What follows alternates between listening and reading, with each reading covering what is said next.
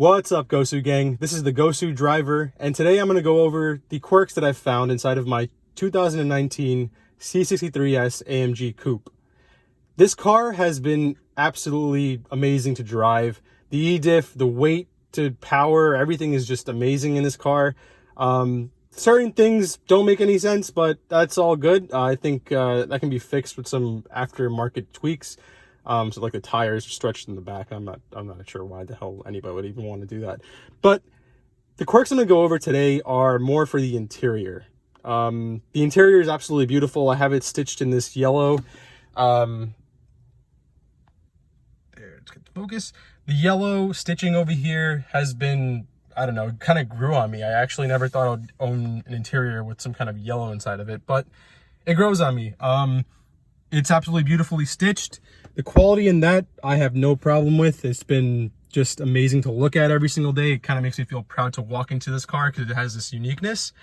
But the one thing I do have to say, again, like this is just so nice. But one thing I do have to say is the interior trim pieces are just absolutely potato. What I mean by that is this sound should not be happening. If I press into this, not as bad, but you can hear it. Now, the reason why this bothers me is because at this price point, other cars in this tier don't seem to have this problem. I'm not sure if that's an AMG thing only, but it's a very strange thing. Like if I do this,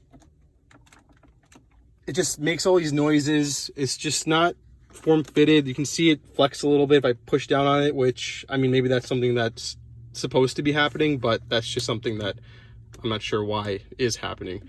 But other than that, this car, it's a beautiful piece to look at. This Dynamica is great. It just looks awesome. You can't go wrong with that. It's just an amazing looking car. But again, it's just these little pieces. Like when I go to here, these new for 2019 gauges on the or gauges or controllers or whatever you want to call it, buttons for the steering wheel.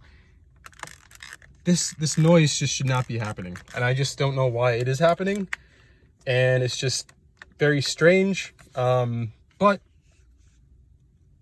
the V8, the roar, it makes you forget about it. I just wish it didn't happen, but what can I say? The seats are very, very nice. They actually hug you and they support the hell out of you when you're going into a corner, which I was very surprised. I thought I'd be very uncomfortable in these seats, but they have been amazing so far. These pieces are very nice too. Has a little sporty look to it, which I love. The back seats are pretty nice as well. Nice and comfy for any passengers you may have. And the Burmeister sound system. This piece is amazing. The sound is amazing that comes out of that thing. Infotainment for 2019 has been refreshed. There is a little bit of improvement in terms of the way it looks.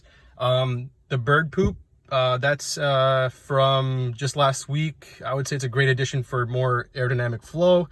Can't really seem to escape that for some reason, but that's just always going to be there. And then the gauge cluster. They did have a refreshed infotainment system. It's a little dusty. I apologize for that. The infotainment system, I love it, but this classic analog look, you can't get enough of it. For some reason, I prefer the analog look over the electric screens. Or am I saying electric screens? Video screens. It's a very clean look when it's actually just analog. And then you can just use this panel for all the gauges and whatnot. This little badging over here is pretty good. It's nice quality when you press that. Cup holders, USB, very, very nice. This little watch edition too. It's a pretty nice watch. I'm a watch guy. I like watches, so that's a nice little addition. Porsche has a really nice one that's on the actual dashboard. Which the dashboard, if you press down hard enough, sometimes it'll creak. And I'm not sure why, but that's the nature of it. Aside from that, the other quirk that I have seen is the seats. The seats do tend to squeak when you're going into a corner. I don't know if I can replicate that. Let me try right now. You can hear a little bit of it. That's all purely the seat. And again, I'm not sure why that's happening, but it is happening. That's like probably the only piece that doesn't make any noise. Very light, but these pieces just sounds like there's like Dorito bags in the back of this panel. I'm not sure why that's a thing, but that's a thing. This,